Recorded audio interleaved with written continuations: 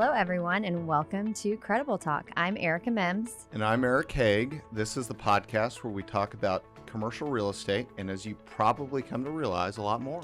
A lot more. Sometimes random, but more. Eric, have you ever thought about how much time we spend at work? It's a lot. Yeah, it is. And there are so many discussions that are happening right now about the workplace, which is so important because we spend at least a third of our time there, during the day and during our weeks. And this discussion about the workplace now, the workplace of the future is ever evolving.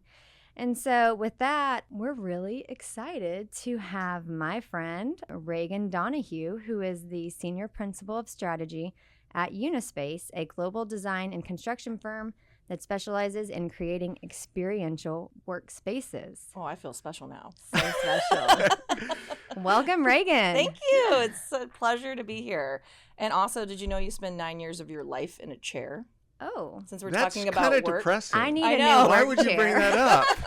I think my work chair is from Office Max. And I'd like to also note that Aarica and Regan have been longtime friends. Yes. And Love I've her. just gotten to know Regan in the last 2 weeks and just in talking about this podcast.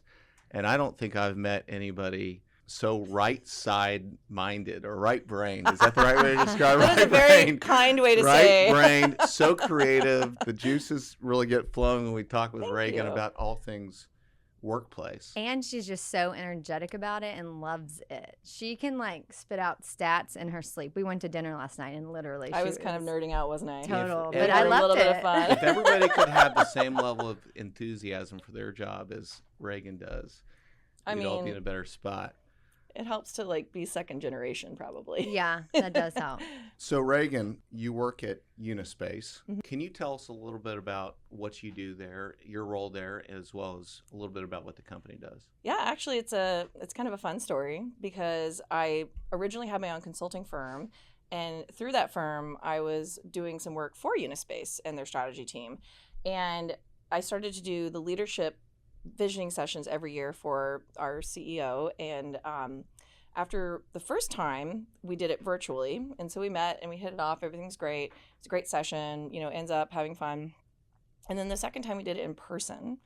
And this is why I care so much about people and work and where it happens, because the first time was great and everything, but the second time he literally goes, okay, why aren't you working for us? Because after meeting and after coming together and seeing each other and actually engaging that way and engaging with their entire group, and it became so obvious to me too, there were these sort of unspeakable moments that you have when you connect with humans that you can't really do virtually. And so it was really kind of refreshing, especially as the pandemic was slowing down, to kind of find my place in the world. And so I really felt like a part of the culture immediately.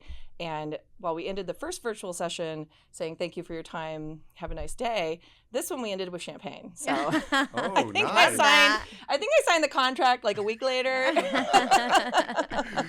So that's how I ended up there. And what I really loved the most was, Ryan and his team, they got me, and they, as you said, they're like, we know that we're not putting you in a box because there is no box big enough to hold that. But what do you envision, your role being, and how can you bring, value to our company, also working with this? So I actually have a kind of a fun role in the sense that I work with the strategy team and, do strategy-led projects, but I'm also more on the workforce strategy part, which is kind of its own animal, if you will, in our world that has evolved since COVID, where it's no longer just about, design. It's more about the humans and the culture. And it's about when decisions are being made, they need to be made at the front end with executives.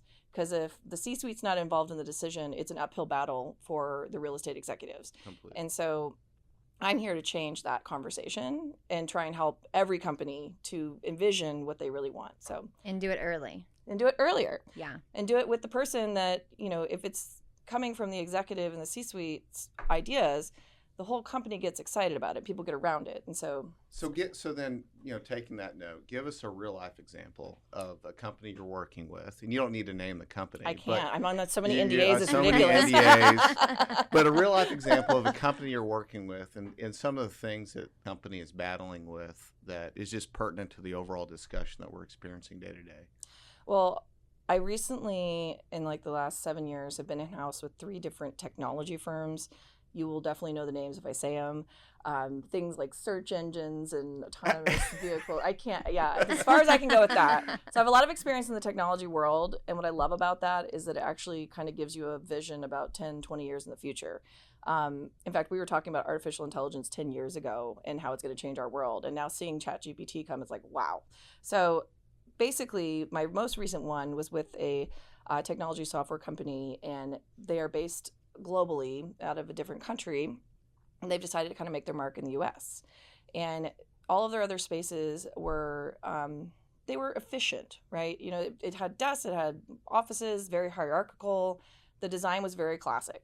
And I actually went in and I said that scary phrase that everyone doesn't want to hear, and I said, that office is dead. That office, specifically that design, not the actual office, but people are not going to come back to close a door and be ignored by everyone because you can do that at home. Yeah. So what I said was, you just took on all this real estate. You have 60,000 square feet. Let's do something with this. And your number one goal is to sell these products to your client. What if half of your space was this experience center that you could kind of, you know, develop? And then what if the other half was the social zones that your people come together, and you're telling us that like the first 100 days is the most crucial for these new hires to make connections and to build their network? What if there was a new hire hub? What if there's a remote refuge? What if you just totally changed the way space was designed so people actually benefit from coming in? Because my point of all that was, when the pandemic happened, people were banging down the doors at restaurants, and I know you love your food, so I'm sure you were feeling the pain. Maybe. They were banging down the doors at the Disneylands, if you will, and they were just, you know, begging to go to certain places. And it was hard because there wasn't as much use for the traditional design of a space. And so now we're just seeing so many things evolve, and so many new needs are coming out. So with this particular client, I loved it because the CEO sat there and they were kind of like brainstorming ideas, and he and the CFO sat next to each other and they said, well, we don't want to call it the office anymore.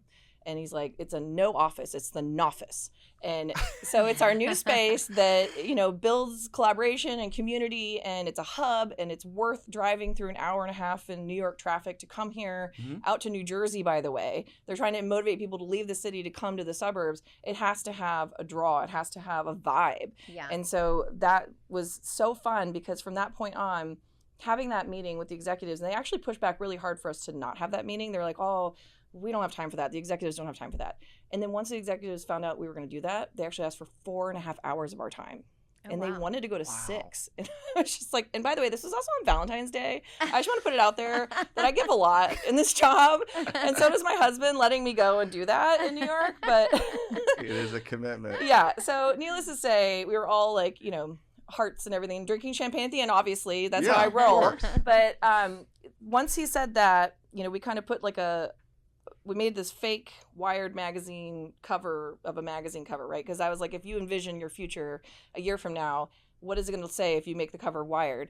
And so they put all their Post-its on there. And so we have a picture of him holding up saying like, you know, such and such no longer has offices. And it was a joke because it was like, they no longer call it that, but they have these places that are these draws that people are excited about. And so now they want to even build more. They actually want to, you know, kind of move it all across the US so people have places to go. And so it's just, if we can think of how to repurpose space again, because this is not the first time we've repurposed based upon how we've worked, and we can talk about the history of the office if you want, because that's kind of an idiot savant on that end too. But yeah, that's one example. Let's talk about it a little bit, because I do want to hear your perspective about where the office was pre-pandemic. And then obviously, as a result of the pandemic, there's been massive behavioral change in the workforce. Huge disruption. And probably you're getting a lot more phone calls from companies that need help after the pandemic as opposed to pre-pandemic. So I'm wondering, what did you do beforehand? because now it's like every company needs a Regan, I think, right? Yeah. So walk us through the behavioral changes and pre-pandemic to today, and how you're working with different groups. Oh, I love talking about human behavior, by the way. Because when I started my career, my first job out of college was working for an ergonomics company. And I would have to go from workstation to workstation and evaluate how people worked at their space, what was working, what was not. And granted, I mean, you're earning your stripes, right? Like, you're not going to walk in and be a workplace strategist tomorrow. And so by doing that, though, it gave me the highest level of empathy because I realized that no one had actually ever asked these people how their day was or how their workstation was working out. And I can guarantee you 90% of them that I talked with were telling me they had aches and pains and issues, or they were just, burnt out, they were exhausted. And so I think the reality is with human behavior, it's not that they don't want to work hard, because they've been showing it since pandemic, they're working really hard. Mm-hmm. It's that they just have certain needs, basic human needs that aren't being met. And so one of the things that really inspired me about 10 years ago was the WELL certification. In fact, I was one of the initial people that kind of got that going. I was one of the first. Delos? Yeah.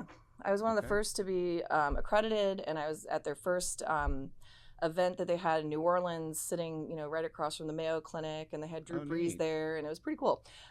It was not there fun. champagne there? Well, I was pregnant, so that was not as much fun. There was no Bourbon Street in that party. Right? Yeah. So what I learned from that was, if you can think about human behavior, it's sort of like when you're raising a kid or a dog or something. If you don't give them a safe place for, like with regards to like fresh air, fresh water, fresh food, those are basic, really, really basic. Since like 1969, they had this Clean Air Act, but it was only for outdoors. There is no Clean Air Act for indoor air. So the air quality has never been mandated, for example. Water quality has never been mandated, for example. But these, in my opinion, are basic human rights. And so I think what happened was that since the pandemic, people working from home could kind of build their own world, right? They could have their own, they could choose to put a filter in that makes cleaner air, because honestly, since COVID, people are kind of more scared of things like that. They could choose to have a reverse osmosis machine in their house or whatever. And so it's not so much that those are the only reasons people come back, but that's sort of like, if you don't have that to start, and that's why I was saying to Aarica, like some of these, lower end spaces that exist out there, I think those will probably need to have a real awakening, right? I think that the future of the office is going to be much more glamorous, much more engaging, much more exciting. I think hospitality is going to be a much bigger thing. The services is going to be huge. I mean, honestly, there's a lot of pressure on you guys to like put together the most engaging experience, right, for all these companies coming in. But so with the human behavior, it was watching that, but then the next tier, and if you think of like Maslow's hierarchy of needs, so you have this like basic fundamental. The second part is a sense of belonging, and it's psychological safety. Psychological safety since COVID was really messed up, because a lot of clients that I was working with, their employees were saying, I don't feel safe. Make me feel safe that I can go back there. So they did all the COVID standards, and actually worked out really well. I think that the reality is that when people feel that they have choice and control over their environment, they're much more engaged and they feel much safer. And so what can we do in the future of work to give people more choice and control if another pandemic happens? Is there a space for them to go that they don't have to cross by 20 people? Do we have maybe smaller offices, but more of them, so you're only exposed to 20 people versus 2,000? And quite frankly, I would prefer that anyways, because you can only memorize anywhere from like 150 to 200 names at any given time. And so if you're in a big, huge headquarters, you might walk by 200 people that you have no idea who they are. And so it's kind of, a little bit awkward, right? You're like, oh, hey, you. Hey, John. Hey, John. So that's another thing. If you think of an introvert walking into a space, they, might have this lack of psychological safety. They might feel awkward because they don't know people's names and they don't want to engage in conversation, random, awkward conversation. So how are we, some companies are answering this by kind of segmenting off their headquarters in different zones, or for these what we call sub-teams, which have evolved since COVID. So like if you work in a group, like I have my strategy sub-team, but we also collaborate. There's like 12 other people within the organization, from our marketing to our branding to our PR, that we work with. And those are my people, right? Why wouldn't we just get our own space within our environment, right? Kind of block it off. And then maybe there is a large zone that everyone can come together. But at the same time, it's like every day you don't need to pass by people that you don't know or have. And granted, we want the casual collisions, and we want people to see, people they don't know and have a great idea. But the reality is, what people want right now is to come together with their teams. And what I love to coin is team storming.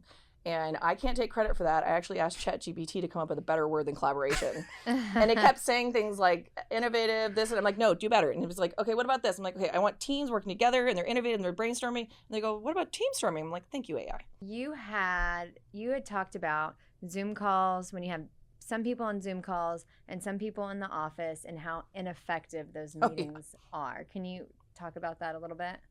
It is a hot mess. Yeah. Okay. Hot mess express, because it keeps going and people keep doing it. And as someone who runs workshops, sometimes I have clients who make me do what we call it mixed presence communication. Yeah. It's like the nice term of saying this is like the hot mess express, because I've had a time where I had 20 people calling in and I had 13 people in the room.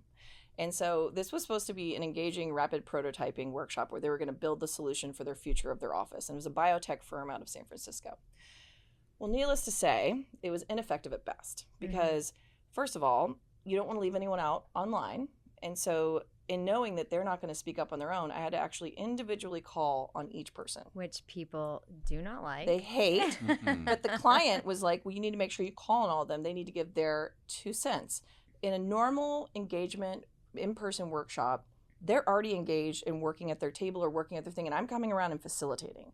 So I'm either going to do it 100% digital, which is painful at best, or 100% in person, which is where you move mountains and you get the CEO of a company to say, we don't want to have an office anymore. We want to make it this collaborative environment that people come together, right? Right. It is so amazing, the difference that happens. And so I am a huge, huge, huge supporter of figuring out either like how to get people to agree to all come in person for those types of meetings. Because when you're brainstorming, when you're coming up with these like new ideas and you're collaborating together, it is so hard to do it virtually. And people can check out. I mean, you can't tell if someone's checking an email or not. You can't tell if they're like on their 90% phone. of the time they are checking their email. My favorite is when you look at a Zoom call and you see two people that are both looking at their phone and laughing because they're texting each other and they're probably talking negatively about what We've one never of us done is that. saying. Like how boring it is. Yeah. And you can just tell right out of the gates. Yeah. Well, and also I won't say the name now, but you just said it. That company doesn't actually like their employees to have video calls. Oh, interesting. That's So interesting. And they there actually is would prefer them to come in-house and work together and collaborate. Yeah. So ironically.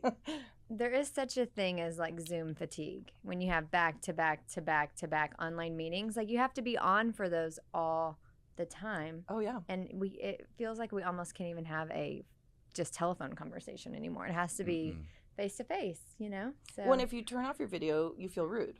yes. You feel like Especially if the other person has their video on. Yeah. Yes, which is Yeah. super weird Then sometimes. that's a respect. Yeah. Like I was driving here yesterday and my colleagues wanted to have a call. Sorry, Samantha and Yang. But they were on video and they knew I was driving. And I was like, what's the point? You're sitting next to each other. They were in the office sitting next to each other with their video on. Maybe they didn't realize, but it is funny because, you know, it's like, I think we got really excited about video at first because like, oh, we can see each other. This is so cool. It's like the Jetsons, you know, oh my gosh, you know, we're so innovative and fast forward to the future. But at the end of the day, I think that we should not be living our life in 2D. I mean, we're so, you know, focused on getting our kids away from screen time, but yet that's all we're doing. And Zoom calls, team calls, whatever calls they are, in my opinion, can be inhumane too, because there's no break between calls. Yeah. Someone will schedule you 2 seconds after the next one. But if you're 3 seconds late, they kind of give you that weird. And there are people who I've seen where they'll be a few minutes late to every single call because they just can't get ahead. Yeah. And then there's no bathroom breaks. There's no snack breaks. I mean, you know, I've gone days where I forget to eat because it's just going for too long. I'm not moving from my chair. I'm not walking around. And some of the best ideas you have is when you're just letting your brain relax for a minute. You just walk around for a minute, and that's when the ideas actually connect. So I actually think that we're going to probably have more research on this in the next 5-10 years. But I feel that the effects are going to get a lot worse because before they get better, like before people actually realize, oh, you know, maybe it's worth sitting in the car to get to my office versus having to like lose every single minute of a break in my day and not being allowed to act, you know, human. Yeah. So and relax. that's the big issue. Our conversation with Regan Donoghue will continue in part 2 with a look at how workers returning to the office are transforming their spaces. Instead of sitting at a workstation, they're not coming in to do a normal day of work. They're coming in almost like an event. You don't want to miss the next episode of Credible Talk. You do not. Well, thank you guys for tuning in. We'll see you for part 2.